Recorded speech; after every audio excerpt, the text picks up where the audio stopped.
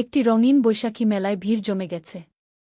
চারদিকে ঢাকঢোলের শব্দ, পতাকা, কাগজের ফুল আর রঙিন বেলুনে সাজানো পথ। আনন্দে মুখর চারপাশ। সেই ভিড়ের মাঝেই প্রথমবারের মতো এক ছেলে আর এক মেয়ে মুখোমুখি হল। ছেলেটি পরেছে সাদা পাঞ্জাবি আর নীল জিন্স। মেয়েটি লাল সালোয়ার কামিজ, সাথে হালকা ওড়না। ছেলেটি লাজুক হাসি নিয়ে মেয়েটির কাছে এগিয়ে যায়। হাতে ধরা একটি লাল গোলাপ মেয়েটির দিকে বাড়িয়ে দেয়। মেয়েটি গোলাপ নেয়, ঠোঁটে হালকা হাসি খেলে যায়, কিন্তু সঙ্গে সঙ্গে নখরায় মুখ ফিরিয়ে নেয়। ছেলেটি বোঝে, মেয়েটিকে খুশি করতে হলে তাকে আরও চেষ্টা করতে হবে। সে মেয়েটিকে ঝুলায় বসতে আমন্ত্রণ জানায়।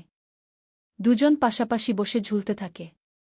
বাতাসে ওড়না উড়তে থাকে, মেয়েটি কখনো ভয় পাওয়ার ভান করে আবার হেসে ওঠে। ছেলেটি মুগ্ধ চোখে তার হাসি দেখতে থাকে। হঠাৎ এক ছোট্ট ভুল বোঝাবুঝি হয়।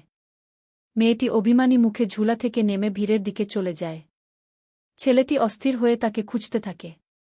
মানুষের ভিড়ে খুঁজে পাওয়া সহজ নয়, কিন্তু তার চোখে শুধু মেয়েটিই ভাসে।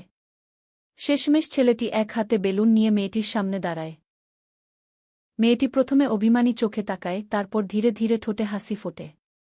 দুজনের চোখে মিলেমিশে যায় ভালোবাসার ঝিলিক। তারা হাত ধরাধরি করে আবার ভিড়ের মধ্যে হাঁটতে থাকে।